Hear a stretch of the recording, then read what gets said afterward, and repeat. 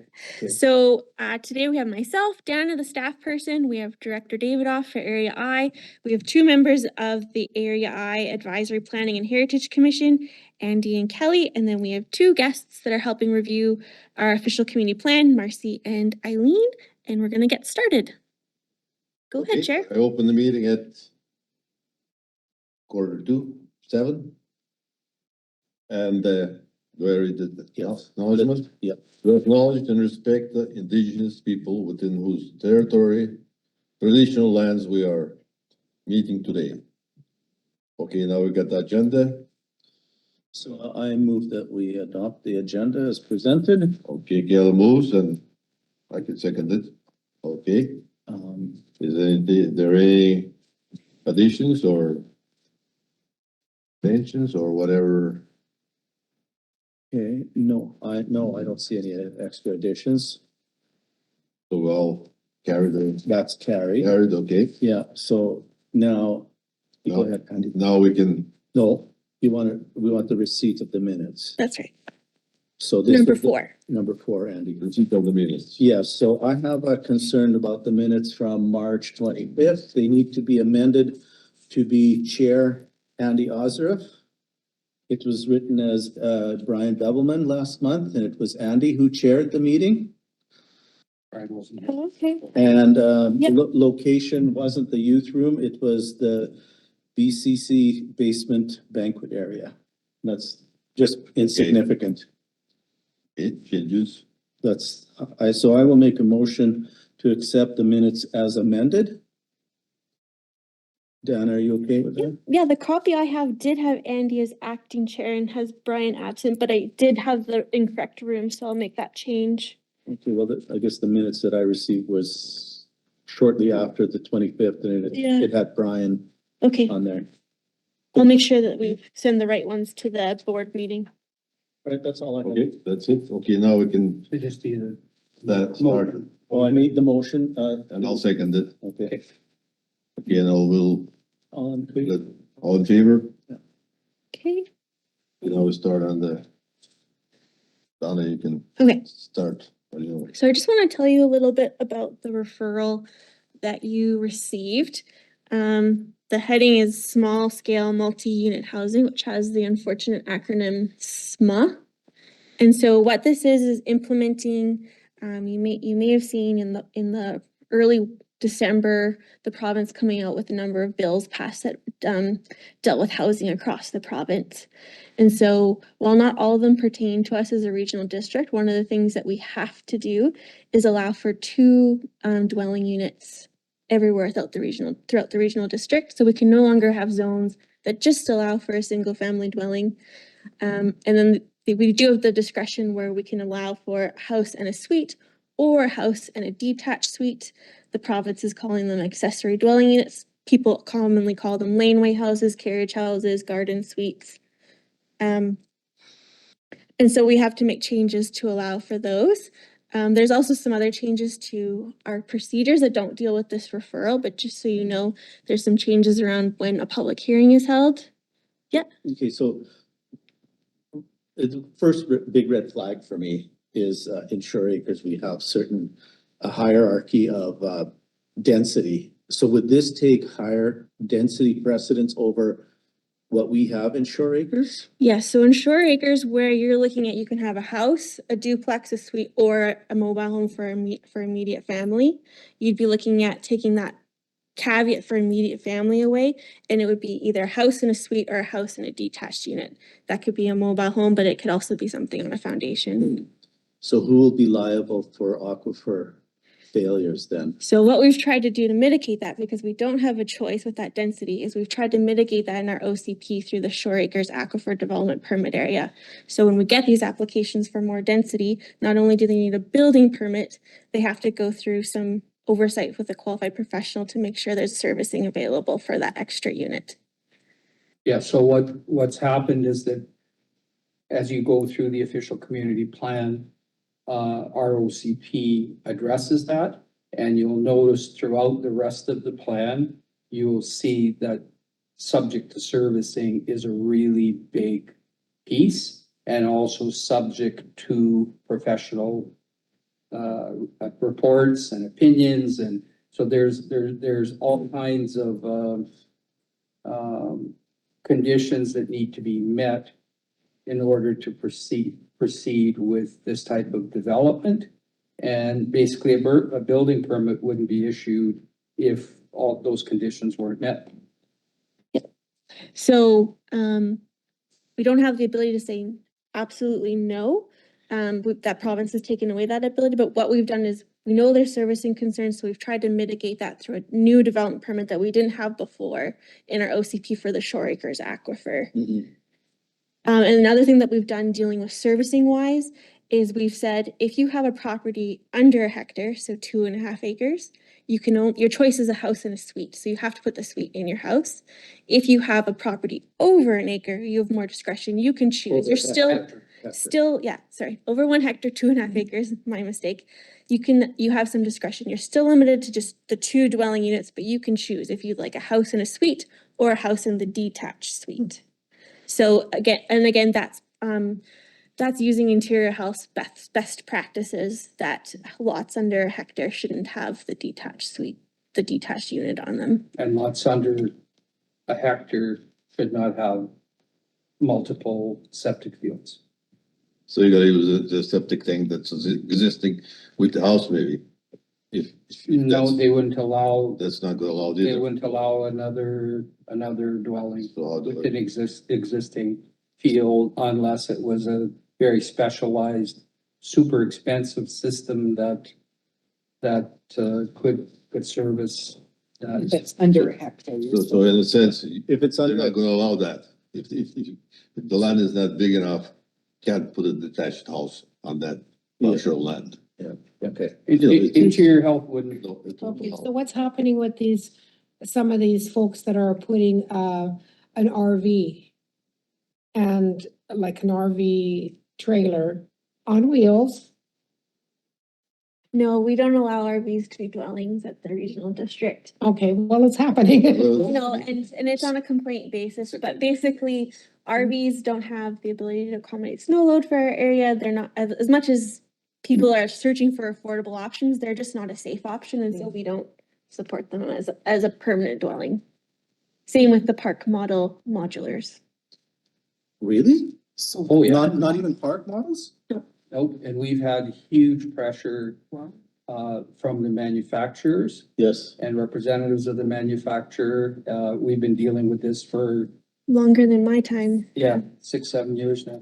Yeah. Wow, okay, It was my idea to sell the house to my niece and move into a park model, and then I could be the queen of the castle there. yeah, but you could move into a 14 by Then- 70. Kelly. Hey.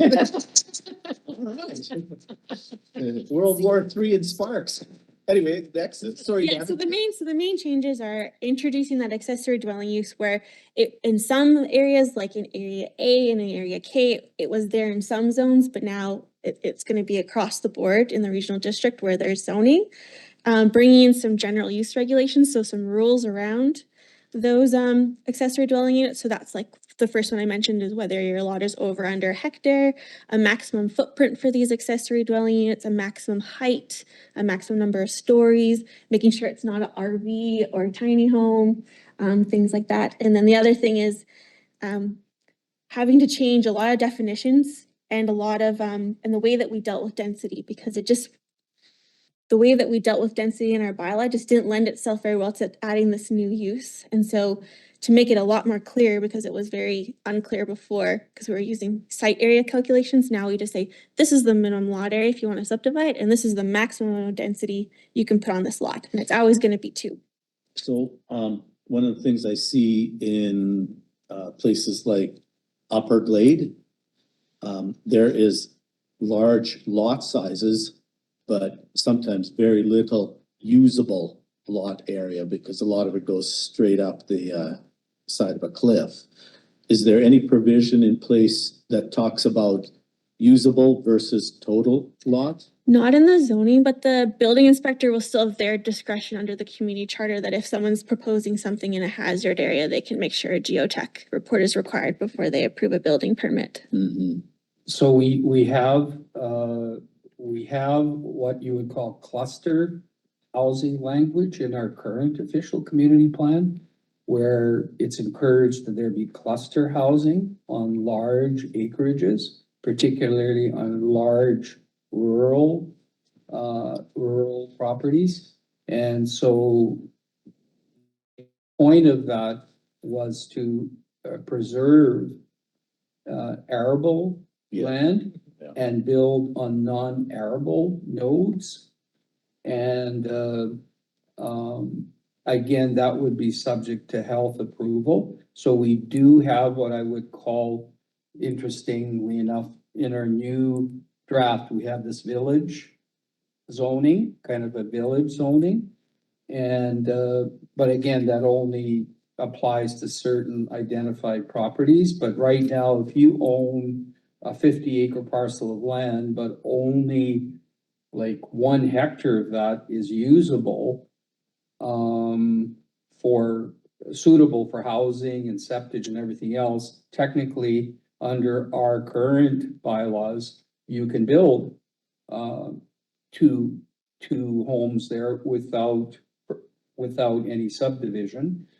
And, but again, it's still subject to health approving, septic. Yeah, we've actually tightened it up on the big lots because the language on the big lots used to be site area. So say it said the minimum site, if it said the minimum site area is 2 hectares and you had 6 hectares, you could build 3 houses. Mhm. And now we're saying 2, always just 2. No matter how you can subdivide if you have the right amount of area for both the lots. But in general, if it's 1 legal lot, just 2 on it. And you can choose if you want a duplex, a house and a suite, or a house and a detached suite. So Dan has done a great job. Like I've gone through that document because we're used to reading these things and we get these, Oh, I call. This is not I call user friendly. Well, it's actually wasn't a, yeah, there's a lot of, like, it's not reading text for 129 or Yeah. 30 pages. But basically, I've gone through it. I have questions. But I think in the report that staff presented, all these things will come up. So is the idea to have this at our Rural Affairs Committee meeting In May. in May? Okay, not in April. So I have pretty tight timelines because the province is Yeah. requiring this to be done by June 30th. Yeah. So it has to go to RAC and the board in May. In May. So in Glade, there is probably a problem there too, so. And Yeah. this 30-day referral is timed just so the day the referral up is the next day the report. Is due. The report is due. Yeah. There's Yeah. houses that I don't think they have septic there, but they Yeah. have a house and And just the table, just so you know when you're reading it, the section number tells you where in the bylaw you're looking at. And then what I've tried to do is show you what exists and what's changed. And if it's just like a word that's changing, I've highlighted it for you. So you can see, oh, all that's changing about a bed and breakfast is they're not calling it a 1-family dwelling anymore. They're calling it single detached housing. Or, oh, there was never a definition for a caretaker suite. Now there is. So it's kind of, you can think of it as like a red lodge. And this is amending our existing bylaw and not this document. Yes. Not the OCP. The Not the OCP is OCP. This already is zoning. speaks to knowing that this was coming. Right. This is changing the zoning bylaw for areas FIJK. And then it also changes the land use bylaws for areas A, B, C, D, and G. So all those zoned areas in the regional district. Can I ask a question? Maybe it's not quite You directly can related. always ask a question. I'm just wondering about taxation in the sense of when you have a lot and you've got 2 homes on there, if you couldn't have 2 homes. What about the homeowner's grant? How's the taxation on that? If you don't have a subdivided lot? Like if you have 2 homes the on. house that's been there. before. Basically, whoever the legal owner is the one responsible for the taxes. Uh-huh. And so if you have one owner, but you have multiple residences, it's the one owner that gets taxed. Okay. Yeah, That's homeowner's Yes, grant. it's taxed. And then the others. That- They're, like, my son is living on somebody else's property, he pays his taxes too. The homeowners get the homeowner's Mhm. grant, but he doesn't. He Yeah, still- so, okay, so he Whoever's has, on the title. okay, He yeah, still pays for the, Yeah. right. But whoever's on the title Right. is the person that gets assessed. yeah. Yeah. So again, going back to taxation, based on the little bit of rooting around I've done in the assessments and stuff like that, I don't see a direct reflection of when there's an increased in number of dwellings, that the taxation doesn't appropriately double. Because you've got twice as much road use, you've got twice as much school use, you've got twice as much RCMP, hospital, recreation uses, but I don't see everything doubling. I don't see. Because they only, the assessment, is based on the amount of land. I know, I understand Yeah, that, but you're but saying- we yeah. are stripping our services, Yeah, we're yeah. diluting our It's not- service funding. No, it's not service utilization based. No, and, No. and I think that's wrong. This bill is not addressing that. Anyway. I would say as a rural planner, this bill is designed with municipalities Yeah. in mind. And I think it's actually a good thing. We get counter inquiries all the time, people wanting their kids to move on their property or their aging parent, or we talk about needing more rental housing. But there wasn't a lot of thought about the nuances where there's no servicing or these other issues that are cropping up. And we've had chances to go to a lot of I wouldn't say consultation, but a lot of training with the provinces. And there isn't any special provisions where I can say, there's no servicing, there's no water in this area, so can I take this area and make it exempt? There isn't that ability under that bill, so that's why the best we can do is mitigate it through the other tools we have, and I think the development permit is the best tool we have for shore acres. And so, and this is where I agree with Dana, because what's happened is the provincial government's kind of focused on municipalities, is forcing municipalities to loosen their zoning and bylaws and things like, or their bylaws in particular. But the key thing is that it would have really helped if there were provisions in the legislation that said, if there are no services available, this cannot happen. And they haven't done that. And now it's up to us. Even just like talking to the Ministry of Agriculture, like, does this apply to agriculture zones? Because we just redid all our agricultural zones, trying to keep them primarily for agriculture. And the Ministry of Agriculture's response was, the Ministry of Housing didn't talk to us Exactly. at all. We didn't talk to each other. So now we're figuring it out.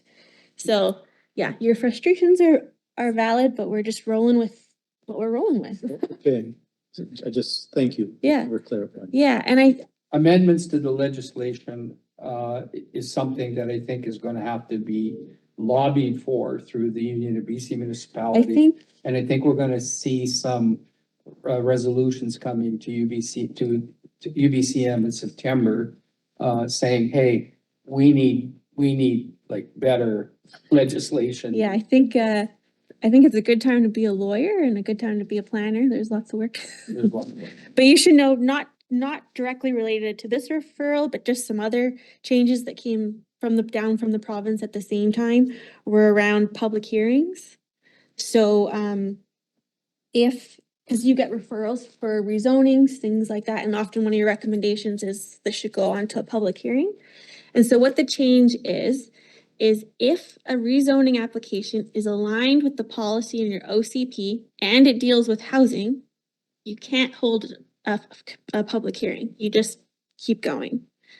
If it aligns with your OCP, but it's not dealing with housing, it's a commercial or industrial, the board has the discretion, like you are used to. You can waive a public hearing or you can hold one. If housing, or if it's housing or any other subject matter and it's not aligned with the OCP, yes, you have to go to a public hearing. So for example, say in our OCP, we set an area aside and we said, this area is for country residential, but right now it's a big wide acreage that's zoned rural resource or something. And someone came along with a rezoning application, we would look at the OCP, we'd say, yep, that fits with what the community has said we want for that land. And so it would just be a board process. It wouldn't have that public hearing. And that's a requirement from the province. That's a must. The other things you should know are, you've probably heard a lot in the news about short-term rentals, especially now that May is coming. which is the deadline. It doesn't affect us as a regional district, and it doesn't affect small communities under 10,000. But we get it's on everyone's mind, and we get a lot of inquiries about the primary resident requirement. So just know the regional district in our zoned areas does have zoning for short-term rentals that keep it more to a bed and breakfast style, rooms into your house. So our zoning kind of takes care of that, but from the province's umbrella and regulations, we're exempt from them. And the last thing you should know is there's also changes around housing needs assessments. And that's kind of what we do. Remember when we were looking at the stats at our last meeting, and I said, oh, they come from our housing needs assessment. There's some changes at the provincial level about what has to be in those. And now it has to be a 20-year projection. And so this year you'll see the regional district come up with, with the help of a consultant because we're swamped, come up with a new housing needs assessment that'll have to be done by December. I think that's all. It's a lot. It's a lot of changes. So is the expectation for the APHC to make any type of recommendation? Sandy put it in the minutes. I don't think so. It's just more, I'm just going to all the APCs and just explaining it because Kelly's right. It's complicated. And if you're not in this world, you're kind of like, what are you doing? And so if you have something that you want to pass to let the board know, by all means go for it. But I think more the purpose was I wanted to let you know and be available to answer your questions. Thank you. I appreciate that, and I'm very scared about this. I could just see we have been the, for lack of better words, the keepers of a lot of the bylaws, and now having it pass over to the IHA to control density scares me greatly. So I am apprehensive. I might have my hands tied, but I'm very apprehensive of where this is going, especially in my community. I was just gonna say, it's probably community to community, all the communities are different, right? They're just structured differently, so the impacts of this wouldn't be noticed in some perhaps as much as others, so yeah.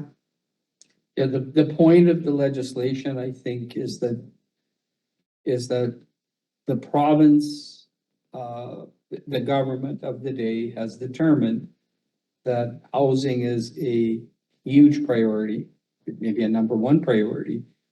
And what they're doing is that they've seen, for example, there was a piece on Oak Bay. Oak Bay is, good luck trying to do, pretty much anything in Oak Bay to change the kind of the what would you call it? NIMBY. The form and character of Oak Bay, right? Okay. And Yeah, NIMBY. yeah, and so what's happened is that the government said, no, this applies to you as well, because there are some jurisdictions where they're trying to kind of say, well, we don't want this to apply to us, right? And so you have some very ritzy neighborhoods where they don't want these rules to apply to them. And the government said, no, they apply to everybody. That's it. Yes, I think it's a way to increase housing stock Yep, that's what it's all about. without tying it up in these processes that we have. And we may see more if they come across problems and people are complaining loudly. It's been alluded to, there's more, but we haven't heard what that is yet. Yep. Yeah. So stay tuned. Well, Evie's got a new thing right now that he's come out with, I think it was this week or last week. And they want to really push prefab homes in a big way. Again, as long as it's done responsibly and not affecting the entire surrounding neighborhood. And I understand, I have been accused, and I could accuse myself of a little bit of NIMBYism and stuff like that. And I know that's wrong, but for the health of the community, that has to be given highest priority. Yeah, considering the So, wells and shore acres and that trailer in the same lot is a disaster and so that's, I can see a concern that, see Glaze is not that, it's got his own water, you can, sewer is not the, yeah, so Donna, we have today's meeting. We'll probably have one more APHC meeting before the board. Hang on, so this is gonna go to May. Oh, we won't be able to. The APHC won't have another kick at this, right? If you wanted Well, that's the your first comments to be included in the staff report, you'd have to get them to me by the start of May. I think the report's due May 1st. Okay, because we may, Sometimes I can sneak it in as just like an addendum. but we may end up scheduling another APHC meeting in April, which would give us the opportunity, so. Maybe, yeah. Yeah, so we'll see where it goes. Okay, So, Okay. yeah, so this isn't the final kick at the can for us, and definitely not the final kick at the can for directors. yes, no. Yeah. But, it's expected that this will be done by June 30th. Yeah, there's a deadline, provincial government deadline, not an RDCK Which because, deadline. yes, which because RDCK meets monthly, Yeah. is only 2 meetings. But similar to the public hearings that we talked about, we're not allowed to hold a public hearing for this, so we skipped that step. So it'll look like going for multiple readings. Are you hearing like no public hearings for development variance applications? Well, you already don't have a public hearing for a variance, you just have notice. And there will be notice for this and for other types of public hearings. I still have to We put the can, ads in the we have paper. referred variances to public. Are you sure you're not thinking about temporary use permit? Nope. No. Generally, variances are just public notice, and then we just take the comments and bring them into the staff report. Okay. Okay, we'll deal, all that, we'll go offline for that. Yeah. Okay, If so, you're thinking about public meetings, I think the Yeah. lawyers are still having fun with that. yeah, so we're, What, if that counts or doesn't count, so. I don't know. okay, are we gonna be working on the, fish community plan today? Yeah, that's all we had on the agenda besides that.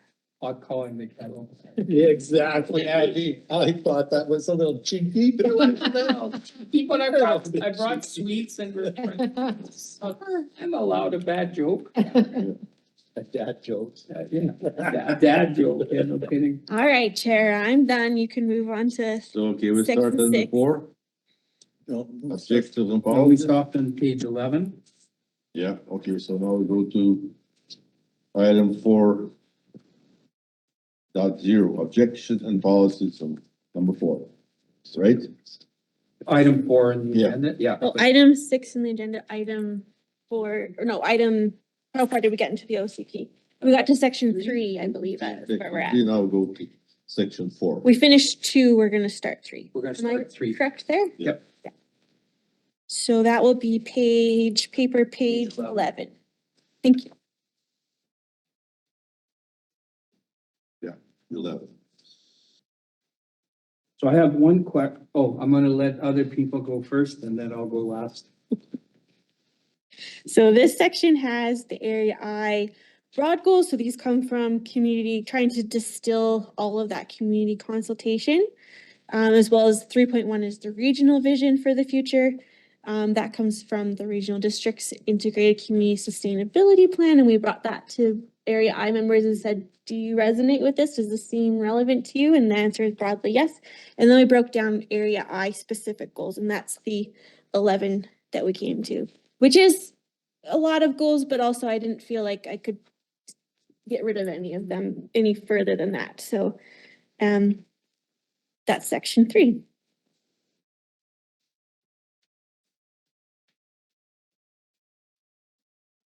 Page 11, anybody? Well, I have a question. Yep. But it's on page 12. Yeah. It's a, Page 11. I- 11. okay, 11, go to 12. I'll wait. Yes. Oh, thank you. Go ahead, Andy. So under community connection, it's the investing, work to increase the sense of community and social interaction of residents of all ages by investing in existing community halls, parks and facilities. Is that the right word? Like I just circled it. I think it's okay, but that's what we're doing, right? Or is it supporting? It's all money, isn't it? It all boils down to investing.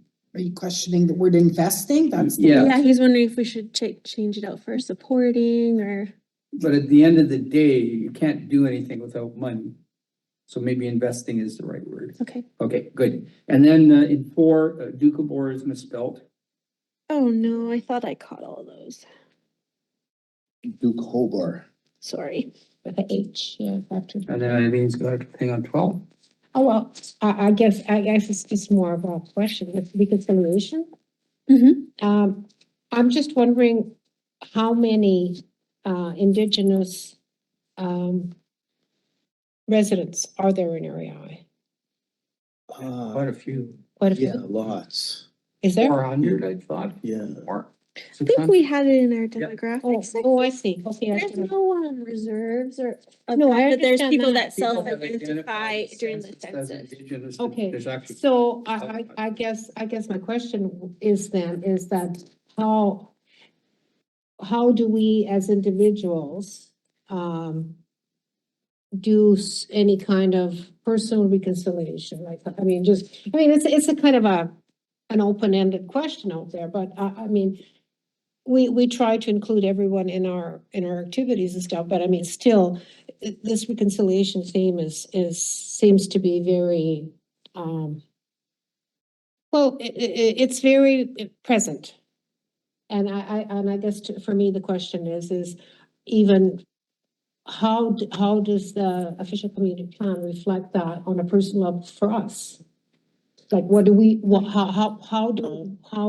do we do? What is sort of our bit of a responsibility of the local residents? So, Is so there? if I could interject here, there's two things I could see right away, not as individuals, but as an entity, as a community, as an area, is first off is we are acknowledging, we recognize that we are on traditional lands. And secondly, whenever there's any kind of request for feedback, it's going to those First Nations entities. So I don't know, that sounds like that's pretty hard outreach. It may not be exactly an act of reconciliation, but it's an act of recognition. I see it. That's the way I'm seeing it. I don't know, what? But there's a robust referral process on almost. Yeah, the new legislation, does it? Is it honoring the TRC recommendations? Or we won't have public hearing, but we will still have the referral processes, right? Yes, so back to the small, I have referred it to the First Nations. Exactly. So the referral piece has not, the government did not weaken that.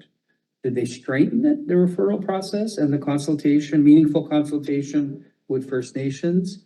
Or is it status quo? So what, in your opinion, Status quo, I don't think there's anything. there's that no speaks change to it. to what, to the, because basically the provincial government has passed their legislation accepting and committing to implementing the TRC recommendations, right? Mhm. So there's nothing in this new legislation that says there's anything different. And so our existing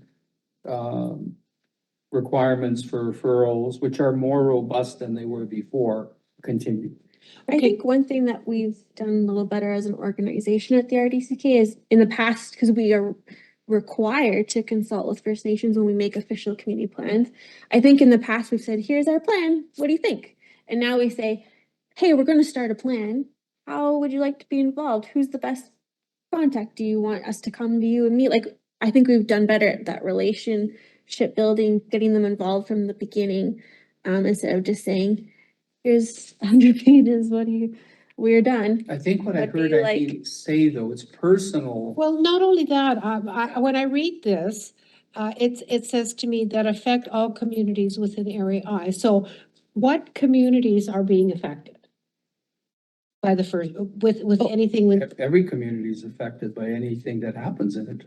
no, I mean, with the First Nations. First Nations. Okay, so could you give me an example? Sure, right now, we have a rezoning application that's on hold because we're waiting for First Nations, comment, And archaeological. an archaeological assessment, and nothing's gonna move ahead until that happens. Okay, well, I'm, as I say, I'm just want, like, I'm, So that is something that, okay, so. yeah, so- that's really, everything else is ready to go. All agencies have commented, but the key thing is the rezoning application that came to the APHC table. And we recommended public hearing. The public hearing now is on hold until the First Nations referral and whatever the First Nation requested in terms of archaeological Mhm. assessment is completed. So basically, it's more like this type of stuff, like. Well, that's one Okay, way, that's one, okay, so, Yeah. okay, that's one, I can understand that, okay, Yeah. and like, as I say, to me is, and that's respecting the Right. TRC recommendations and and meaningful consultation. okay. That's pretty meaningful. Like you have a whole Mhm, project is basically on hold pending the outcome of that. right, And then it'll come back to the RDCK staff and board for us to review. okay. So within Area I, like, I mean, as I say, I'm not that familiar with all the activities that happen. Are there quite a number of tribes that actually put on public events We, within Area I? Like, are there? You know where John Schuster-Beattiff used to live in Thrums? Yes. Well, where the parents used to live. Yes. That was an indigenous household for quite a wow. long time, Yes. and they held. Yeah. They had that TV there. Indigenous we activities. provided grants Yes. actually to support the purchase of teepees and Mhm, mhm. for different Mhm. activities to Mhm. go on. I think another great example is here in Brilliant, Oh, at at Capitzels. Capittles, where we've closed, that area to The vehicle provincial access. government. Oh. closed. The government actually opens it, so Okanagan Nation Alliance can go down and do their fish testing out of there. Okay. Yeah. So that's just over the Okay. corner. That's right here. Mhm, mhm. And also just working with First Nations just was part of the catalyst of lobbying the Yeah. provincial government to For do example, something about this land. When we Yeah. did the Brilliant Bridge, Suspension Bridge Park, Mhm. we had to acquire small piece of crown land for just on the other side of the bridge. And that did not occur until there was sign off by First Nations. Yeah, I'm just Yeah, curious. so there's actually many examples, Okay. that we are very cognizant that these things are happening, and there'll be more. Mhm. I think in my time, especially, and Dana really, instead of handing a piece of paper and say react, what I've seen in my time is that it's become more inclusive. That's what I'm seeing. Well, the Supreme Court of Canada said there must be meaningful consultation. Well, and What is- I'm seeing it. Yeah, what's that mean? And that's, Mhm. and sometimes First Nations say that the Supreme Court of Canada has given guidance, but Supreme Court Canada did not provide a prescriptive definition of what meaningful consultation looks like. So there's still some gray area that some entities are trying to take advantage of. But you're also seeing things that the provincial government did is Haida Gwaii right now is, I mean, that is like a massive settlement Mhm. where First Nations will have their local government for all of Haida Gwaii. That impacts everything. Well, there's news from Quesnel. Like, there was that protest in Quesnel about mayor and his wife. Yep. Yeah, so it's Oh, yeah. there's real, you know, I think there's an acceptance by most local government elected officials. And I think it's a tiny minority that really are pushing back on that, but I don't think there's any resistance at our table. We acknowledge that we want a meaningful consultation, meaningful consultation. We're doing the best we. Thanks. So there are 10 and 11, just the indentation. Oh yeah, don't worry about formatting Okay. because I didn't bother because I was like, I'm gonna make edits in the format and it'll get messed, so. Yep. There's ugly number, I think there's some numbers that are off later on too. Yeah, I have circled stuff and I will not. Yeah, we'll make it nicer. We'll put pictures and colors and, yeah. Yeah. Anything else for section 3? Hi, Lisa. Right? Oh, Lisa's here. Oh, here, let me get rid of those bags.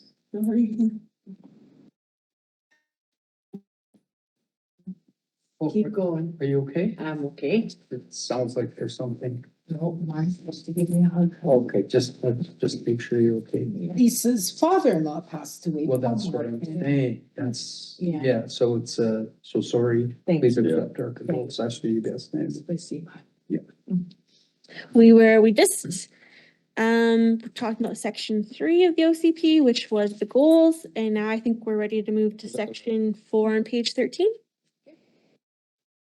And See, we so moved through a whole section. Yeah. it was one page. Come on, let's take it where we can. Andy's trying to turn over a new leaf today. Well, no, last time I promised our Dana's boss, general manager, Sudan, I says, 2 more meetings. But I'm like, I thought we were gonna be. Oh, no, we had a presentation. Don't blame me. See, I thought we'd get right into the OCP, but we didn't. So section 4 is objectives and policies. So this is a big part of the official community plan. And you can think of it as objectives are like the goal or the intent, and the policies are kind of how you get there. And so these apply across Area I. And they're broken into the 10 themes, and the themes will look familiar from what we saw when we did our open house here in November. And we kind of gave the members of the public a taste by picking like the top 5 from each theme and testing it with them. And generally that was pretty positive feedback. And so these don't look all that different, but some changes were made after that open house. And so it starts with residential lands and housing and ends with the climate stuff. So we can dive in, starting with 4.1. Sprawl like with a hyphen, I'm sorry. And no other comments on this page. Are you sure? I've got notes, but Okay. I figured it out later.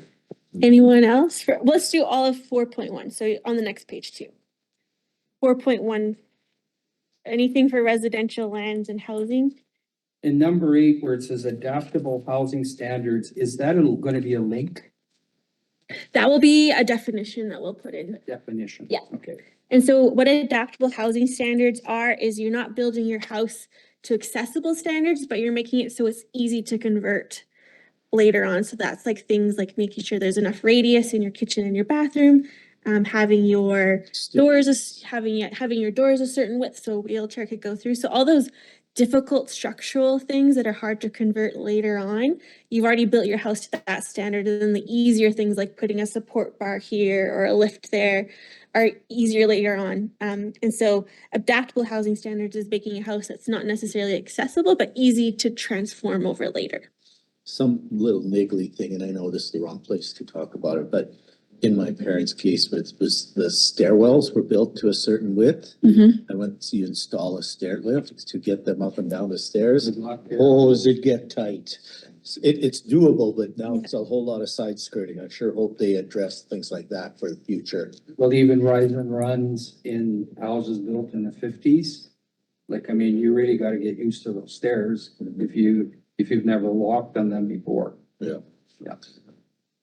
Anyway, that's good. Like it.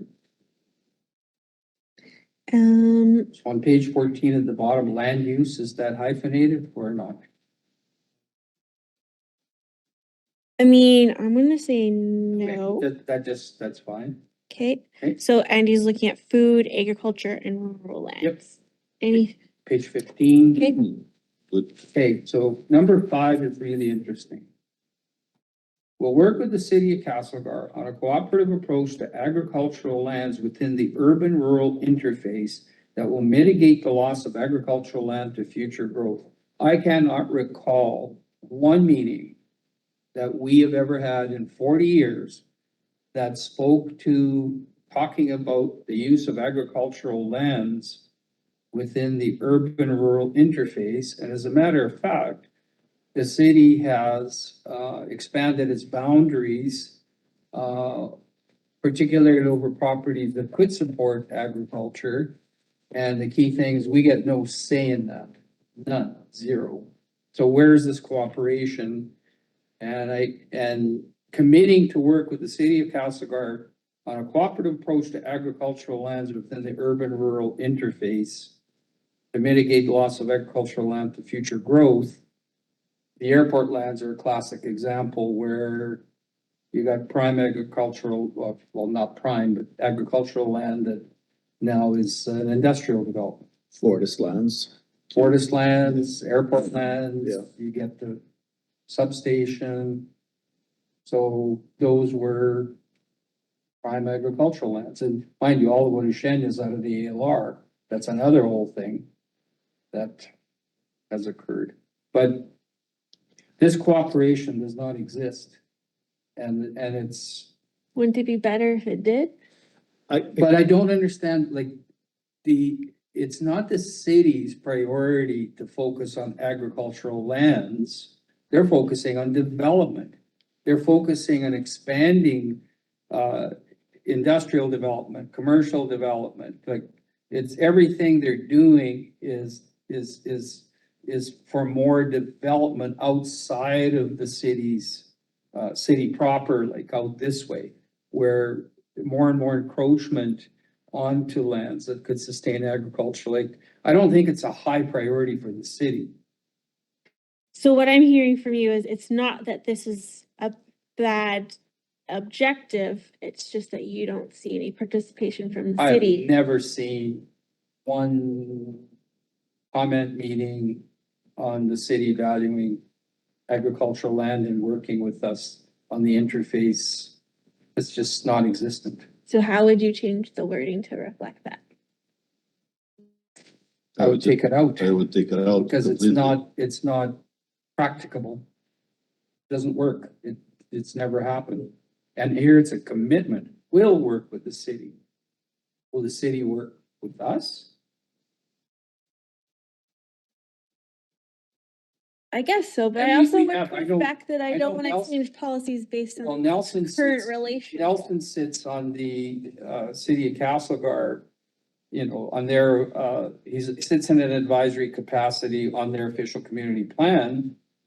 But as a regional district director, has Henny or I ever been invited to sit on anything, to talk about anything dealing with their official community plan? Zip.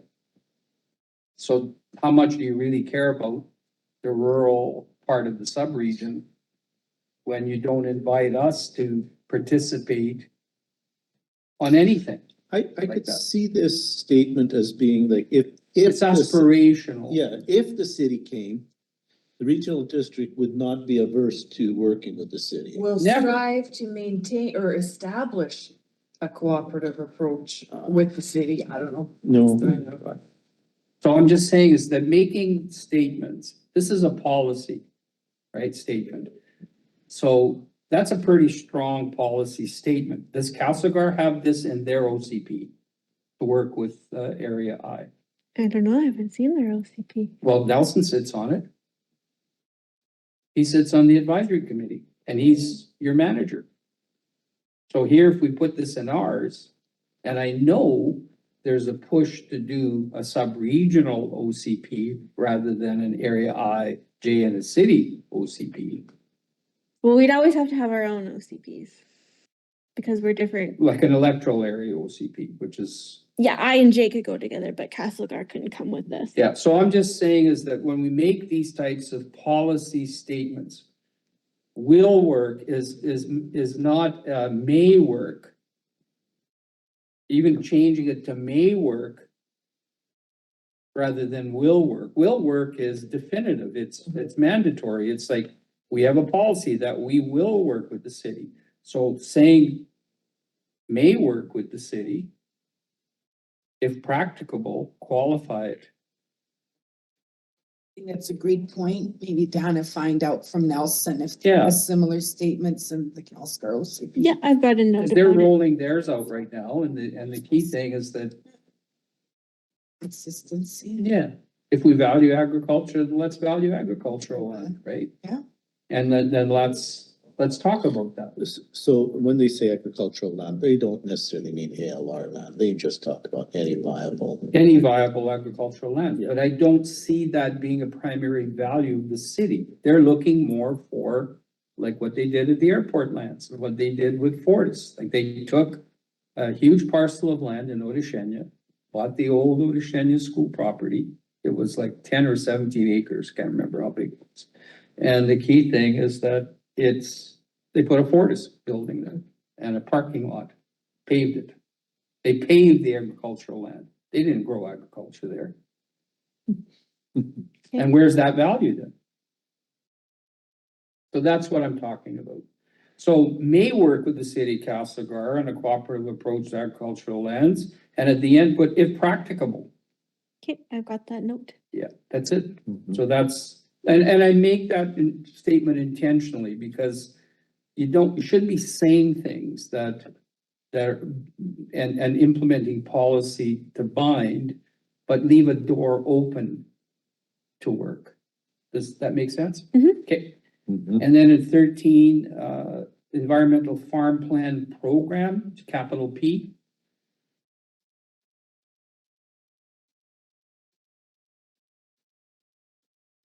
Okay. Anything else on egg before we flip over to 4.3? Nope.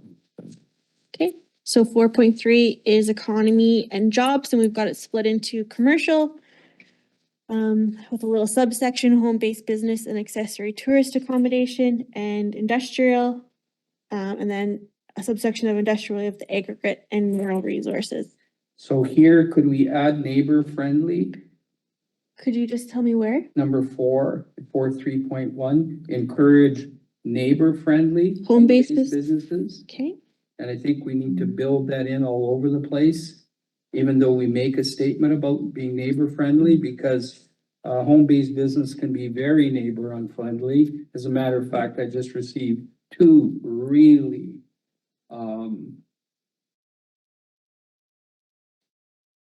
concerning emails over the weekend on kind of blaming me as the director for not allowing or for allowing something that is not neighbor friendly. And of course, I didn't do that. It's people found loopholes in our policies that we have dealt with since, but they've got stuff going on that is absolutely not neighbor friendly. I think, yeah, we can add it to the objective section. Yes, And then when we get to the policies, number 4.3.31. Yeah. Will promote home-based business as a significant means of satisfying local employment needs, provided that they do not conflict with or negatively impact the natural environment and residential character of communities. and then, but if we could make it really clear, because I use this all the time, is that, is your development neighbor friendly? Is your business neighbor friendly? Is your home-based business neighbor friendly? I use that every time I'm talking about resolving conflict. And so here, so we look at 4.3.3.1, will promote home-based neighbor-friendly businesses. And again, there's another, like I think you can't overstress the use of the term neighbor-friendly. And if we build it into an OCP, I think that sets the tone for the development we're looking for. Do you put a hyphen between neighbor? Yes, we sure do. And an OUR, not an OR. So I got another issue with commercial policies, Okay, what number are you on? number 4.3.26. Okay. So here we're talking about, again, supports the development of guidelines for the form and character. So form and character, our current development permit language. And when we get into the DPA, is we have form and character language in our development permits. And we've been told all along that basically development permits deal with form and character. One of the biggest problems we have is hours of operation. So you have a commercial enterprise or accommodation, and then what happens is that the hours of operation are a huge issue. And yet we've had legal tell us that we can have, well, that's what, Me and Corey both looked into this and I don't agree. Did I you think, get I legal think you're to- thinking about temporary use permits. no, I'm talking about Louis Carvalho told us point blank, and he is the top municipal lawyer in BC, that you can build in hours of operation into a development permit. I still don't think so. Okay, so that's something then We I'm can gonna, check again, I'm gonna follow but up. I don't think so. Well, then what I need to see is I need to see Louis say no. Okay, Okay, then I'll be happy. The problem I have with restricting or shaping hours of operation, to whom does it suit? Does it suit the retiree who's sleeping till 9 o'clock, or does it suit the person who starts at 3:30 in the morning with his logging truck? Yeah, what happens with the development permit, like I spoke and staff obviously doesn't agree with what I'm saying, is that if you're gonna have development permits and you only deal with form and character doesn't give you very much. Okay. And the advice that the workshops that I've sat through talk about development permits, and I said, use the words with teeth intentionally. Because that's really the only way sometimes of controlling development. And form and character is not enough. So that's experience has, Mhm. you know, has told me that form and character is not enough, but we'll sort that out, And hours of operation are important. are important. To me, Right as there. Oh, people who that, starts the gravel pit on a Saturday or Sunday. yeah. And guess what? With the mine permit, Oh, our bylaws don't apply to the mine permit. I mean, we've come to terms, yeah, okay, Monday through Friday's fine. But you know what? He has a buyer, so somebody comes in on Saturday to pick up some gravel. So you've got, you know, so Noise. you get noise, Dust. you get that's noise. great. I mean, it's not early in the morning, but I mean, you get noise, and I mean, so is he, but who's the policeman? Who's going to, you know? There's the inspector of mines. It's not. Well, I know that, but I mean, this is the other thing is the policing. You know, That's inspector of mines. I know, but how, they're in Cranbrook. Yeah, exactly. And they did come, remember? We had a Well, meeting. yeah. I think, we'll get to, That's besides the point. ag and mineral, but I Well, we're think, dealing with industrial right next, it's on page 17, right? yes, but what I wanna say about ag is I think we've done a good job about trying to make this as robust as we can with what we can say as a local government, which isn't that much. Yeah. Let's do industrial first though. Were we done with- Local government, that gives us a little. Were we done with commercial? Yep. Okay, industrial? So same thing there. I'm sure there's opportunity for neighbor-friendly light industrial uses. Because you could have a use that tannery wouldn't be, abattoir could be light industrial, right? A tannery is, you know, there are uses that are light industrial that can be very neighbor friendly, noxious fumes and all kinds of stuff, and yet still could be light industrial. Okay. And then same thing with neighbor friendly in 4.3.53. And industrial, again, supports the development of guidelines for the form and character and hours of operation, but we'll get that sorted out. And this is yours, Eileen. I'll let you run with this one. Aggregate and mineral resources objectives. No, Well, as I say, it's been a battle. Mhm. How many years? I can't even recall. My whole time is whole term. as That's great, president. yeah. Or it's, And I mean, right now even, he's doing some sorting. I mean, when my garden's right there, I can't work in my garden when he's sorting. So it's not, and in the summertime, it's not only the noise, but it's the dust. So, so we dealt with this with aggregate mineral resources objectives. And what happened is our chair, Chair Kettle, when he was chair of the board, when I first got elected, he got a hold of someone in government, and then he gave me the name of the Directorate of Aggregate Services. And I says, what the heck is that? In BC, there's a Directorate of Aggregate Services. Or is it, yeah, aggregate services or aggregate management? So I think it was services. So what I did, he gave me the card of the person to contact, so I did. And they have all these beautiful recommendations of how aggregate mineral resources in residential areas can coexist. And they had these beautiful recommendations. And we actually, I drafted and we advanced a motion to the Union of BC Municipalities on implementing those recommendations. And basically, and it's just like the Forest Practices Board, right? They have beautiful recommendations on how what should be done when there's resource extraction.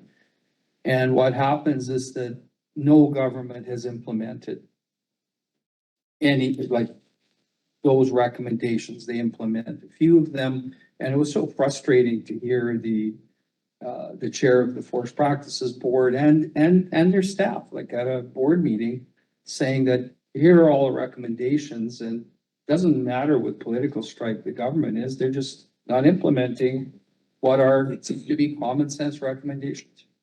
well, the other thing, we've got these big berms that, and now they're full of weeds. Yeah. So you've got everything flying all over the place. Not only dust, but all the seeds and the weeds. And CICAS, and we don't have jurisdiction over Yeah, that. I know that. And I mean, and the thing is if we report, what happens is he'll phone the cops.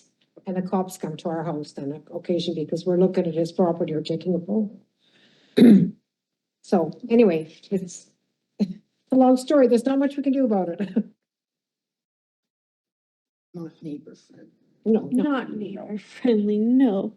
he likes to come and talk and he's very neighbor friendly. He's got a good gift to gab, tell ya. Yeah, but if there's noise coming out of that hole, it's Words usually a though, lot. right, Eileen? Mhm. So actions speak louder than words though, right? Then on page 18, again, we're dealing with aggregate mineral resources policies. I think if I remember correctly, no, we didn't have it in there. Did we at some point incorporate the language to saying that we recommend that the recommendations of the Directorate of Aggregate Services? Yes, number 6. Number 6, there it is. Be followed. So again, we've been trying so hard to make that happen and it's just not happening. Okay, so number 2, discourages new aggregate mineral trucks and the shrinkers. Existing activities, are those existing Schedule A activities should abide by the recommendations, or is it Which activity? Oh, existing aggregate or mineral activities, because you have the Modi pit Yeah, in there. Yeah. I feel like there was another one as so well. should we be adding something there as to which activities, or is it just existing aggregate mineral resource activities? Yeah, we can. Be more specific. That's Yeah, fine. as their mining permits. So here it says encourages the province to not issue. Could we say discourages the province from issuing? Sure. Yeah, just make it crystal clear. Discourage the province. Discourages the province From from issuing issuing permits. Yeah, not. permits for mineral extraction or processing within 1 kilometer. Of suburban and country residential designations, and that would have helped solve your, because 1 kilometer is 1,000 meters. 1,000 meters gives you a little bit of protection instead of 0 meters. How close is it?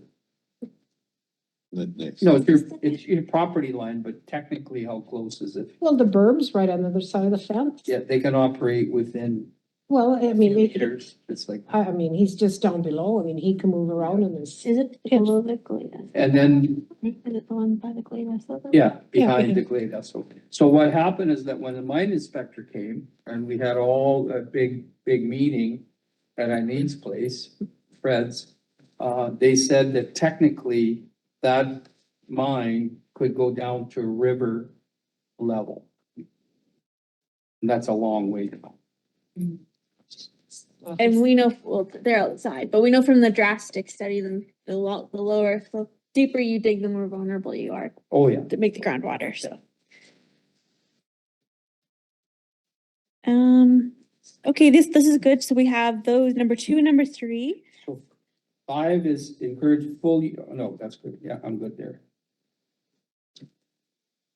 Should we attach the recommendations of the Director of Aggregate Services as an appendix? Do they get updated from time to time? I think they haven't changed a heck of a lot, but I haven't looked recently, but maybe let's, Are they, we can think about it. as a policy statement, it's not Yeah. zoning, it's just a policy statement, but I think when we refer to that, people don't know what we're talking about unless you've actually read them. Mhm. I've read them many times, and they should be attached. Mhm. Like else, I'm just thinking elsewhere in the plan, we reference other provincial best practices, Or like link it, the development, develop with care guidelines, but we wouldn't, but they get every 5 or so years, they get updated, so okay, we just say, are we gonna link, like, when we say something like that, will we have a link in the digital copy to that? Is we that something? can, but then the danger is if the link gets If it broken into changes, I the got you. future, yeah. Okay. That's all. I'm just gonna make a note for myself to think, I'm not sure what I know what you're thinking, and I'm Yeah. not sure what the best way to do it Because is. this document is it's providing principles and overarching kind of holistic principles, things that we'd like to Here- see. yeah, It's here's not, an idea. it's actually not the zoning or the bylaws. Here's an idea, you know how, like I said, when we were asking about the adaptable standards, that we were building a glossary of some of those Yes. terms that aren't like the common person wouldn't see every day. I wonder if that's something I can link or refer to, maybe in the glossary more than making it an appendix. That would be really helpful, thanks. Okay. And then 7, it says encourage province to refer mineral exploration proposals to the RDCK for comments and to give add a to there, to give due consideration. And then 8, to strongly encourages the province to inform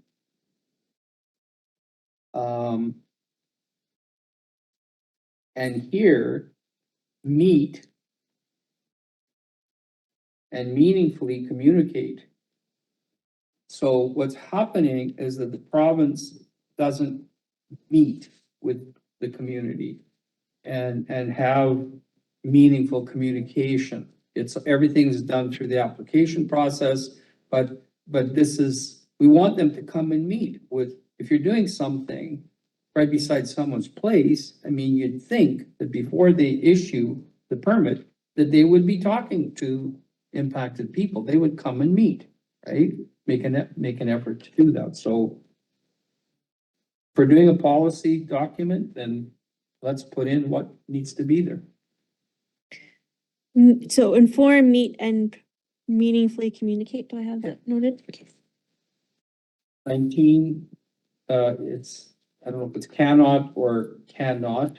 It's cannot. Can you just one give me word. the number? 10, top line. Okay, yep. 4.4.1 objectives, 3, work with the province and private landowners to ensure that resource-based activities. Okay. 4.4.2, 4, at the end, with off-road parking for such uses. Done. What about anyone else for natural resources 4.4? Everybody chime in here, I'm just gonna keep walking through here. Shaking heads, we look okay. Okay.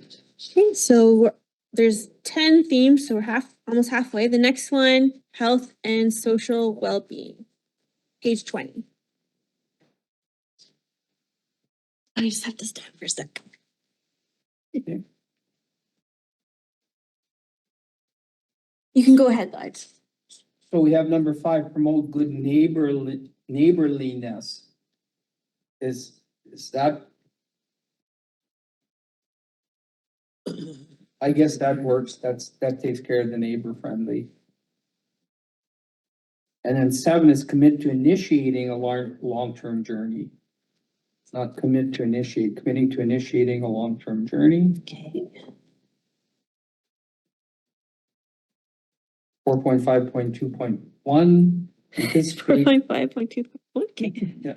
anticipates that community services needs. If it's services, then there's an apostrophe after the S, or if it's service needs, or what would it be? Services needs would be an Okay, apostrophe after apostrophe, the yeah. S. Okay, I'm gonna stop there. Told you I was ready. Anything else on page 20 for the group? Okay. So number 4 is supports the establishment of daycare facilities and small group care facilities. Absolutely not. The biggest fights that we have had are with small group care facilities. On Webb Road, the Jehovah Witness Hall was sold, purchased by a daycare operator, same one that operates Brent Kennedy. And what happened is that they went to rezone the property for daycare use, which nobody objected to. But what happened is that within that zoning, there was a group care facility language. And what happened is the community was absolutely opposed to that because group care could mean Halfway houses. halfway houses, could mean so many things. And that is a really difficult thing for communities to accept. Nobody, I don't know of anybody that wants a halfway, like Castlegar with the Flamingo Motel when they had, and Trails fighting with this, and, you know, they wanted to put something. Every 2 years, they keep moving. Every 2 years, they move it somewhere else. So small group care facilities is something that I'll tell you right now is been probably the biggest issue, one of the biggest issues that, that I have, you know, I would say it's not the biggest issue. It is a real hot button issue in communities when you're trying to rezone, property. The other thing, Andy, if I'm not mistaken, under that zoning that would allow for daycare also includes light recycling too. Oh, yeah, there was, yeah. So it's a little too broad and encompassing, The so zoning it was just so makes broad. everyone's hackles rise really quickly. And that's what we did is we encouraged the person who bought the property, to to say, okay, we'll focus on daycare and other, To restrict it to only, well, it was daycare and a couple of other things that the community was okay with, and they wouldn't do it. And so basically, there was no option but to recommend to the board that it not be approved. So for this policy, should we just say daycare facilities? Scratch out the small group care facilities? Well, have you heard this before, this issue with, and you haven't dealt with it then, and I sure have. What is the, what is, Dana, what do you think, Dana. Sorry, Dana. It's okay. Dana, what do you think small group care facilities are? Or make me aware of what they are. Andy's right, that can be one of them, is halfway uses. It's really, anytime there's, under six or eight adults living together, that's not a family. So it can be people that, with disabilities that need assistance. Like, for example, there's examples of group care facilities that, like groups of Down syndrome, where they've grown out of their home, but they can't live independently, so they live in a group care facility. So it can be kind of like that. It can have that healthcare element as well. But yeah, and it can include halfway houses. And that's a huge issue is I don't disagree, and I'm happy to change this, but it's also hard as the planners. These are uses that have to go somewhere and no one really wants them. I think what's Yeah. happened is that we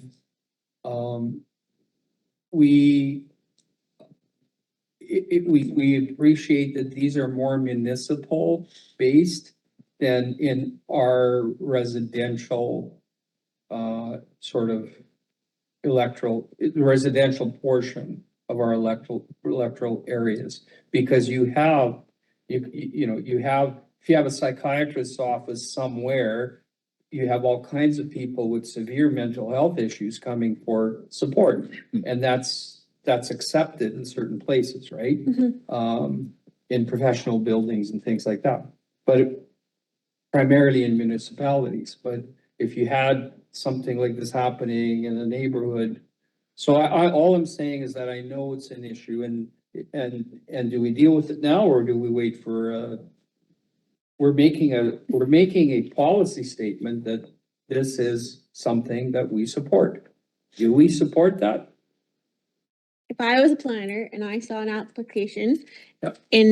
I looked at the future land use map and it was community services, and I looked to these policies, of course, there would be mitigating factors and what the neighbors say would come into play, but this would be a pretty strong indication to me that there's policy support for this. So if there isn't, if we're just more amendable to daycares, then that's what this should be changed to. So I've said my piece. I mean, there's 3 group homes in Castlegar, but not many people know where they are. Because it's not something that you advertise. Yeah. Because you don't want these folks that come into these or live in these daycares to be standing out. Well, not daycares, but. No, I mean, sorry, Care these group facilities. homes. Yeah. You know, these are folks, but you don't want to bring attention, put a big sign on the door. This is a, So you want to maintain their dignity and. maintain their dignity, yeah, exactly, yeah. Yeah. I visited them all Mhm. as a nurse. I've taken students there, but again, it's a very, they're not identified in the community. There's no sign on them. No, they look just Yeah, like a house. they're a house. You know, so I mean, So it's up to the APHC. What do you recommend?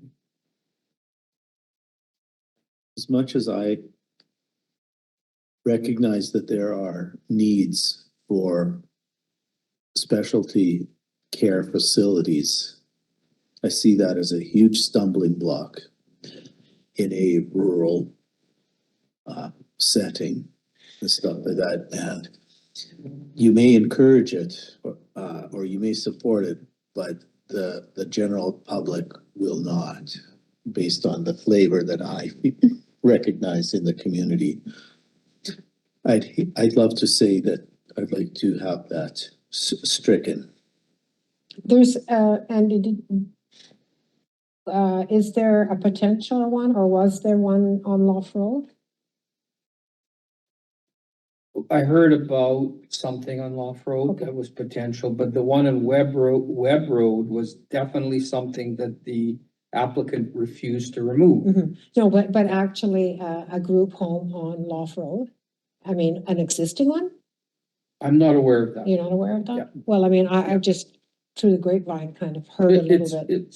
It's possible, like, when somebody takes into, Yeah, there's foster care, like I know of a lot of foster care families, but you don't have enough foster kids in the home that it would qualify as a group care So, facility. yeah, that would just, Yeah. Yeah. So there's a lot of. well, this isn't Foster, that lady that was killed in Terry's. Mhm. Yeah, I hear, not sure what that was. Yeah, exactly. So there was some kind of a home there. Yeah, there's not sure what that was, yeah. So I mean, there's, like, as I say, some of these things could be happening on a private basis, some sort of but not. I mean, I would assume that those types of homes would have to be identified by the regional district, wouldn't they? Like, so there's kind of a The level government licensing piece. through interior health. okay, There's also, because of for the reasons that we're discussing, communities don't like them as neighbors. There is also the Community Care and Assisted Living Act that takes precedent over zoning for like the Yeah. really small scale homes Oh. and daycares. So you can't zone against them, you have to allow them in neighborhoods. But there's a limit on how many people, so those are really small scale. And we have such, I So know, it could have been. I know of residents within Area I that have, they're providing kind of 24/7 care mhm, for someone, mhm, like for, it could, like I've been in homes that the ministry, children and family has leased and provided 24/7, 365 day a year care with live-in care providers with a safe room for a grade 7 student. And I went in and did the education component. So these exist, mhm, and they wouldn't need special okay. licensing. So that's how serious this gets, and it's super expensive, but that occurs. Cause I service those two. Mhm. And I was told if you hear yelling, screaming, things breaking, then don't turn around and go back to the office. Lisa, I feel like you were gonna say something. I felt like if it was removed and an issue came, or not an issue, an initiative came up down the road, it just would result in more conversation. It's just not written in the policy. Yep, that's right. Yeah, there wouldn't be that guidance for Yeah. the planner, so it would be more on a case by case This says basis, that I'd say. this is welcomed in all these communities. Right. Yeah. Yeah, I almost feel like. There's a need for it. Yes, I. And the totally key get thing it. is, where is it more appropriate? And Yeah. throughout the OCP, we keep talking about more, this is more appropriate in a municipal center, not in our area. And where you have services, you know, you have other access to other services that are right there, ready to go. So you're not like, Right. you see what I'm saying? Yeah, yeah. Yeah, so it's like, Or you get maybe wrapper, a Health center. yeah, you get wraparound services and so. But group care, like this was a huge issue. I know that, and that's why a daycare wasn't allowed to go into a building. Was because the applicant refused to remove that from that and some other things out of the application.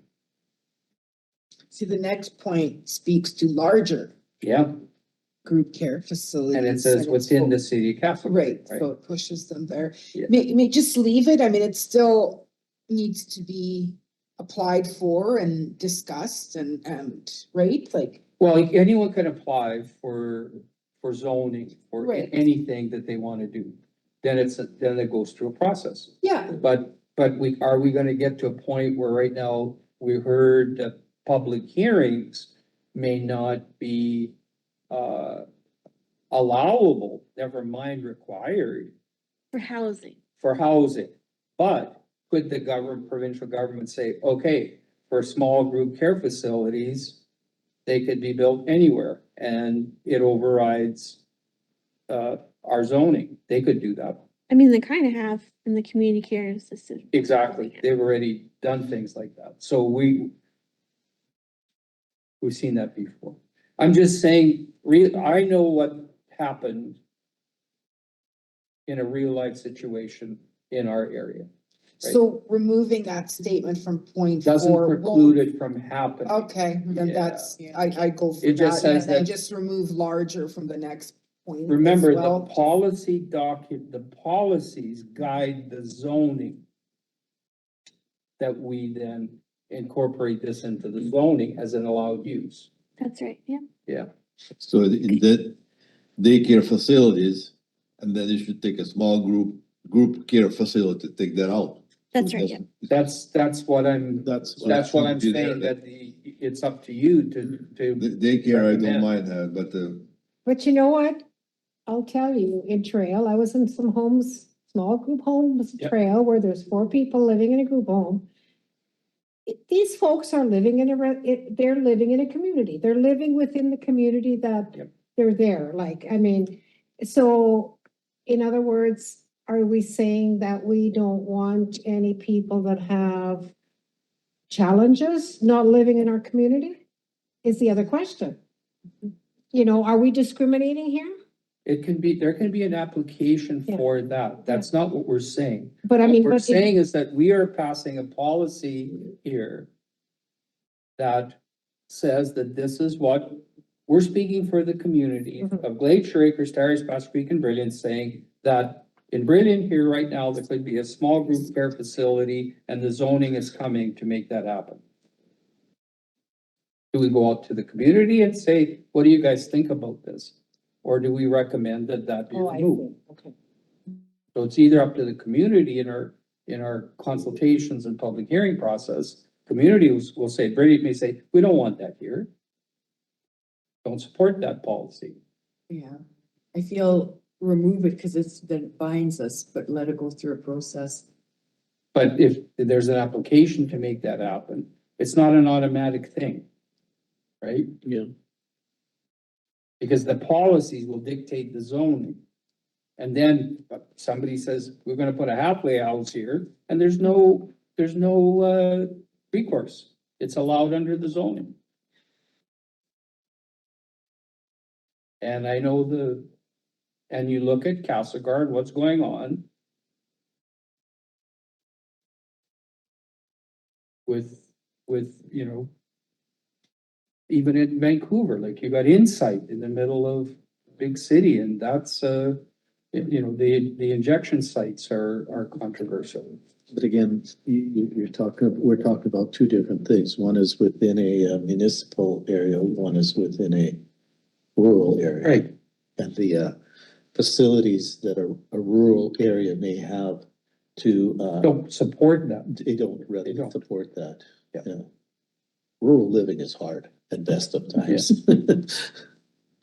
And yet, there is an opportunity, like you can have an agricultural based group care facility, right, where. Yeah. Where agriculture is a focus, and that's how so it's a farming type of, hey, I'm a special ed teacher.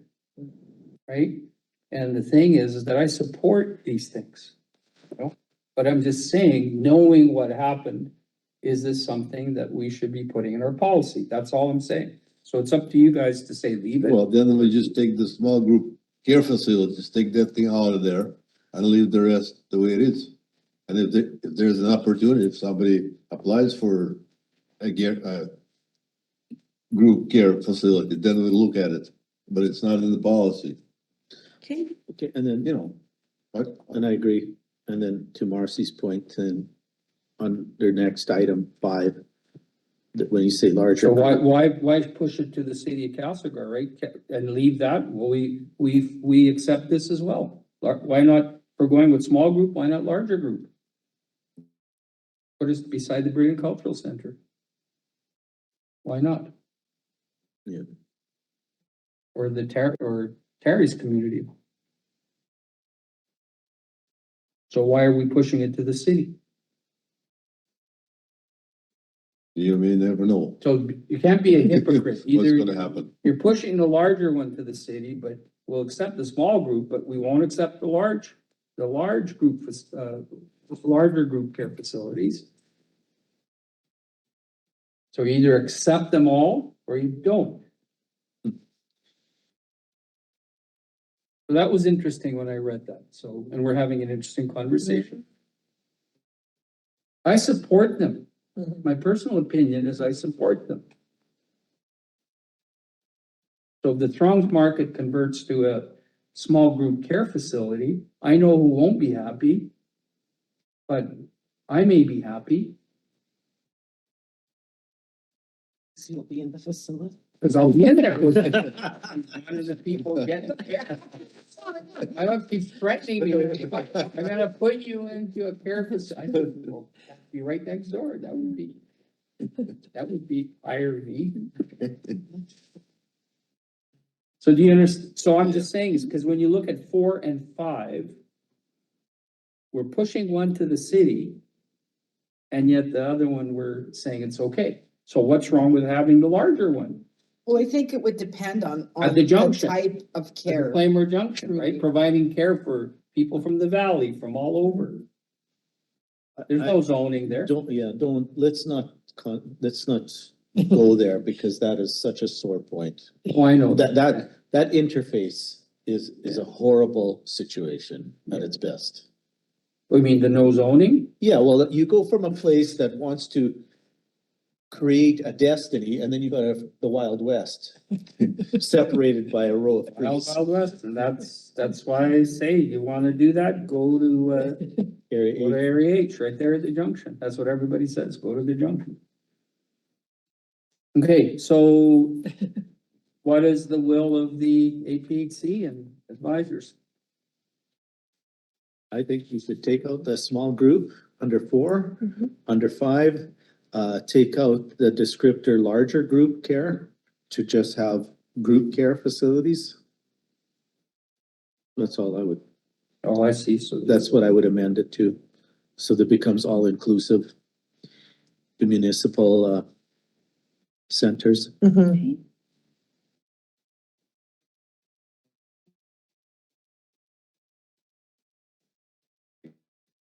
Okay, moving on then. Okay, so number 6, So is that the consensus then? I'm sorry. I think that's good.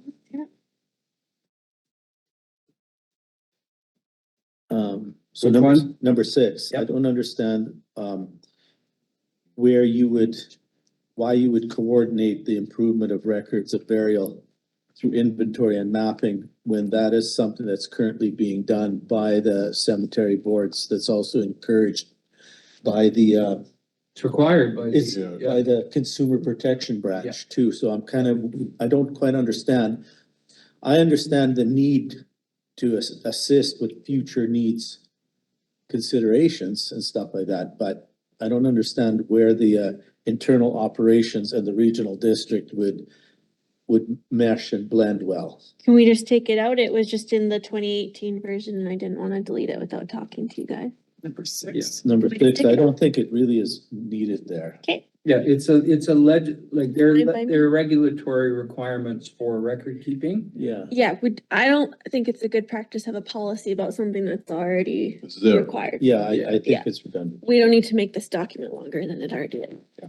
And then I know the numbers are wrong. Yeah. That's fine. We're not dealing with I it. really struggled with that. Oh, no. Close my eyes, open them. Anything else on page 21?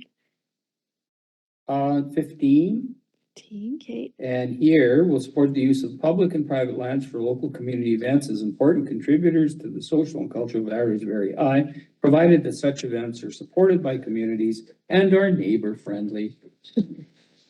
Because Walter's fighting with this big time. With the raves.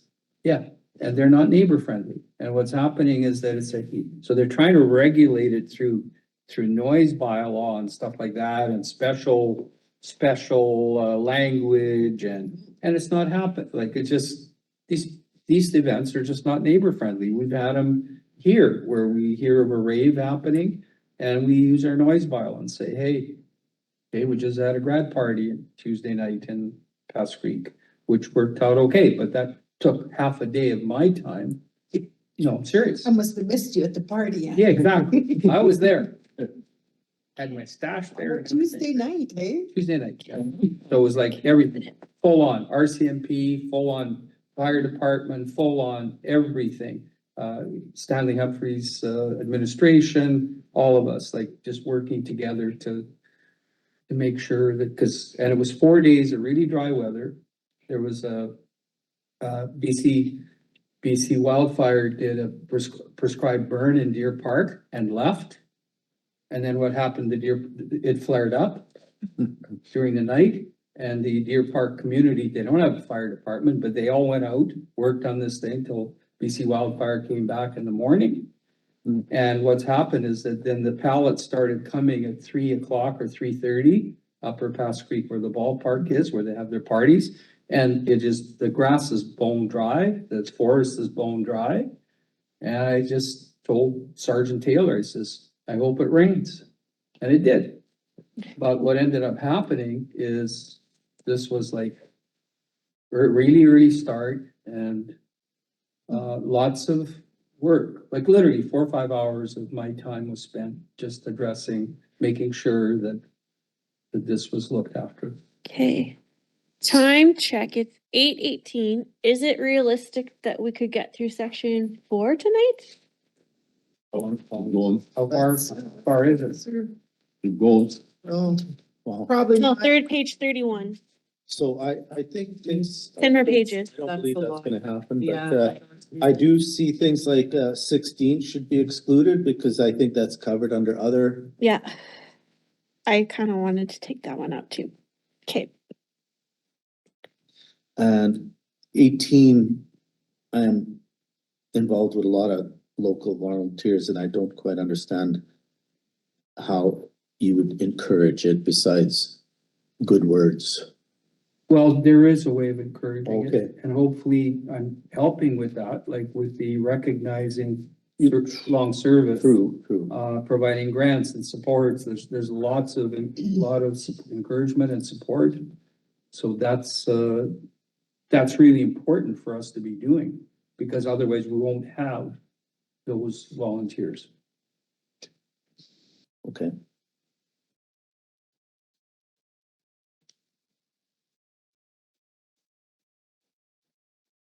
Okay. Anything else on page 21? Mm-hmm. Number 3, 4.5.33. So nothing partnering with the city. I'm not saying that. I'm saying that this is public knowledge. That the rec commission is coming to every community hall. Yeah. And that's the week of April 21st, right? 21st, 22nd, 23rd, 24th, 25th.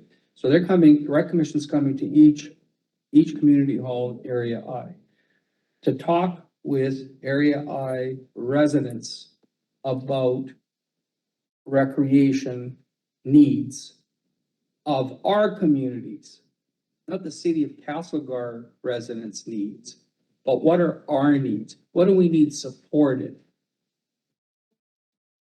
And you know what happened when tried to make motions to support our community halls, our neighborhood associations, our community parks, that was all voted down.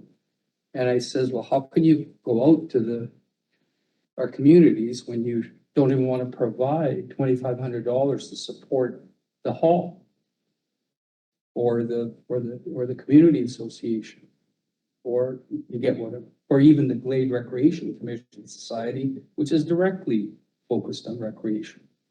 They don't get any money from our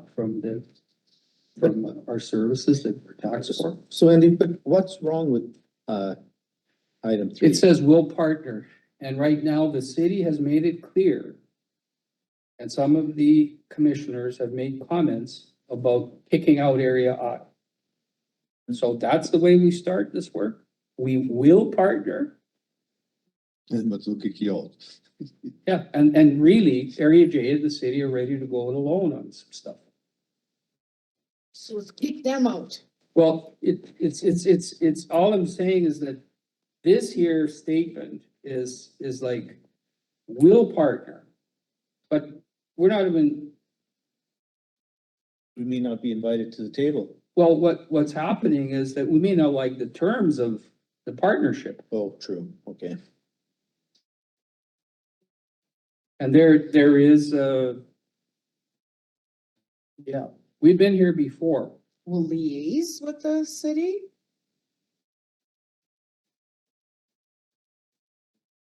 We could use very similar language to what we had with the other one. What did we write there? May, I think we said, Say, may partner with the city of Calgary. may if If practicable, is practicable. what we said. I think that's the way to deal with it, because then that says that may happen. Yeah. Like we're partnering right now, we're just doing a memorandum of understanding on economic development, which is just came out actually yesterday for us to look at, so. So Andy, is there a graphic or a poster with regards to how do we get this message out to our community? It'll be coming. Okay, There's a consultant that will be providing all that. It's all being prepared. right? okay, it's being Yeah. prepared, because, I was wondering about. No, it's all being. So what I understand at this point is they've reached out to the communities and booked the facility. just booked Well, the facility's booked, but I mean. Yeah. Yes, I there's, advertise. there is a. Okay, there's Yeah, some, there's a consultants are preparing all the, Okay, all as long as the. that's coming. Okay, and then on the next page, 22, 8 supports these staff. We had a meeting in Glade, Andy, that was when, Monday, Dave? No, Oh, The fourth, fourth, on the fourth. fourth. So this was a big deal. And there's all kinds of talk about other access points on the Kootenai River and people, like, it was a really interesting meeting that was actually not going anywhere until we decided to focus on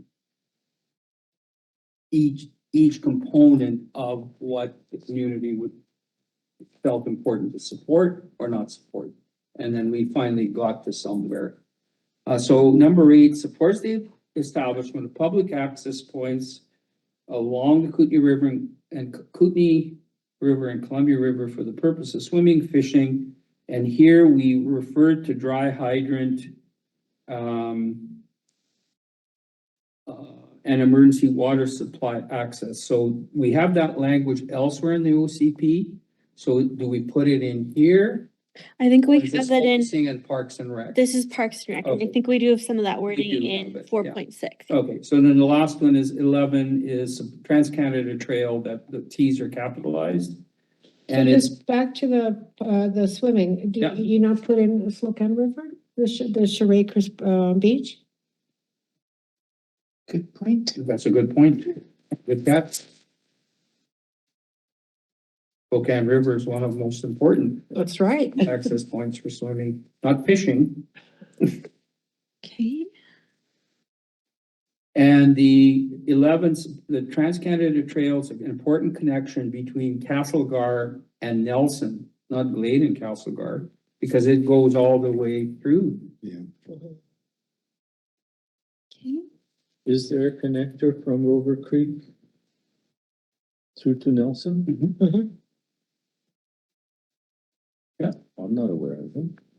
Or does it jog? It jogs. It jogs up the Slocan Valley. You're right. I have a map that I sent to someone on this. Okay, well, it's, I have a picture, Kelly, can tell you right now. Just hang on a sec here. I got a map of the Trans-Canada Trail that I just sent somebody. I think Probably it right jogs up the the Slocan road Valley. through Pagum. It goes up to the rail, where the rail trail goes up the Slocan Valley. mhm. So let me just.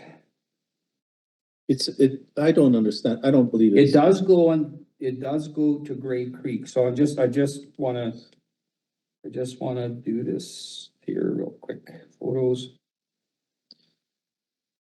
Here it is right here. Yes, it does go up to Nelson. It jogs up. It goes to the Slocan Valley and then it goes to Bonington Falls, Nelson, and then to Salmo. There's a section. Okay, Yep, there is. And then it goes from Nelson. so there is some. There is. Some road work or some road ride. Yeah, there's trails, but it actually does a weird jog. Okay. Yeah. Yeah, this is timely. I had somebody say, where is it? And I said, let me send you a map. So I wouldn't mind that one, but that's. you want it? Yeah, okay, so It's not a map of the whole trail network. that's It's fine, as just- long as it establishes in our area. Yep. So that I'm sure. Okay, cool. So 8 was taken care of? Yep. And then from, But between Castlegar and Nelson, actually. yeah, So that was number 11. And we've got some people that are fighting hundreds of hours spent on on these issues of the Trans-Canada Trail over the last few years, ombudsperson involved, all kinds of agencies involved. Like it's been really a lot of work for us. being that this is specific to Sentinel Mountain. Yeah. I guess, it's not that bad that it says that it's from, Castlegar through to, South Slocan instead of Glade, because really, you could start going further and further in Area I and saying it's going all the Yeah. way to Nelson and it's going That's a from good point, trail. Kelly. I like the South Slocan because we're part of we've provided funding for everything happening in Yeah. South Slocan. Yeah. Right, so that's a good point, From Castlegar. to because it South goes Slocan. towards Ferry and then hits South Slocan. Yeah, good one, good catch. Okay. Maybe let's do heritage policies and then stop at 4.6. Is that okay with everyone? Yeah. Done, I'm done. Okay. Where's my little marker here? Anything on that? Okay, so I figure one more meeting, Dana, we should be, and at our next meeting, if we're just focusing on the official community plan, we should get. Can I make a request? Sure. I actually really appreciate all the little catches that you have, especially Andy. But if you just sent those ones to me, like I will- where it's like integrate should be integrating, or you need apostrophe. If you sent those to me, I'll make those changes Yep. in advance of that meeting, and then I think Do you we'll have wanna time to schedule a- save just for the big Schedule a stuff. call, like between us, and then I can just walk Yeah. you through it. Because I think if we're just talking about grammar and editing, it's Yeah. fine to don't talk need to do between each other. Yeah. Yeah, so give me send me a thing when you're available, and then Okay. we'll do a half-hour call. And we'll just get that stuff out of the way, and then I think Yep. we could tackle this in one more meeting. Yeah, and then if you could please follow up on the DPA stuff, like Yes. if Louis got a different opinion or Don Lidstone has a different opinion, I'd really like to see that. Okay. We got two of the top municipal lawyers and we can see that we're helping us with those steps. She's a good And I resource. do have the right as a director to call Don Lidstone and ask for some advice up to so much time that's part of the contract that we. Second it. But I don't use that lightly.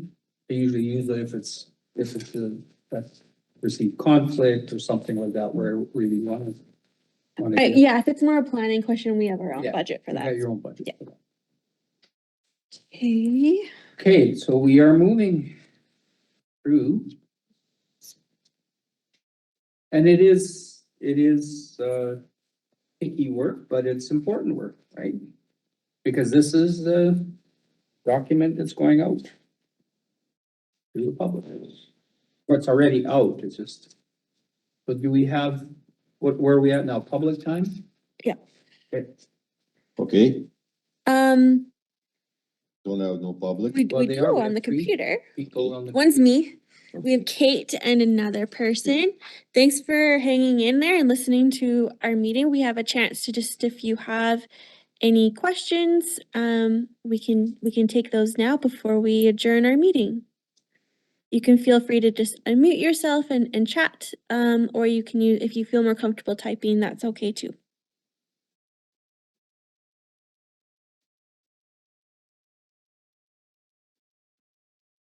Nope, looks to be okay.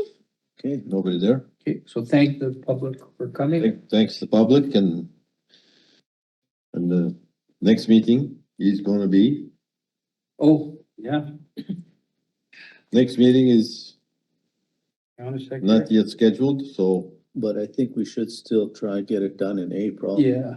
If that works, Dan. And so it's up today's the to- 8th. So we got some, So I think, following tradition is, the next one would theoretically be the 22nd. We've got I won't be we have a community, Oh, the rec commission stuff. oh, I reckon that 22nd is probably gonna be late. 22nd to the 26th, that's all filled. So then are you suggesting the 29th, Andy? Yeah, right now there's. Jeez, No dates left. date is next week, 15th. Should we do the 15th? That one's open. Is that a Monday? Yep, next Monday. Well, I would sooner do it the 15th than the 29th because I'll be Yeah, dead it's tired on like the 29th. the next 2 weeks, we have 5 Yeah, meetings. so we'll, So when's that gonna be? Next. Next I won't Monday. be here though. You won't be here. Oh, No. On the Okay. 15th? oh, so that doesn't work. We can see if Steph or Sadie could come, but it's kind of nice because I'm more Well, familiar with it. oh, But if yeah. that's the only date that worked, I could see if another staff person could come. The only, then it's we're into May 6th. Okay. Are you available May 6th? So, I'm okay with May 6th. Does that work for everybody? Yep, works for me. And the 29th is only out because Kelly is gonna be sleeping over. No. All day to We sleep. have, we have our, yeah. Okay, I thought Kelly trumped everything. That would be a first. Okay, cool. So then 6:30 on May 6th. APHC. Should be okay with that. All. Andy, I this Andy, Mhm. that do end. you make a motion to adjourn? Well, we got next meeting date set then? Okay, Yes. May the next 6th. is May the 6th. Okay. I make a motion to adjourn the meeting. Just And I so will far- second it. Far away. Oh, okay. I'll accept. Yes. Okay. Thank you, everybody. There's only 2 of us. Okay.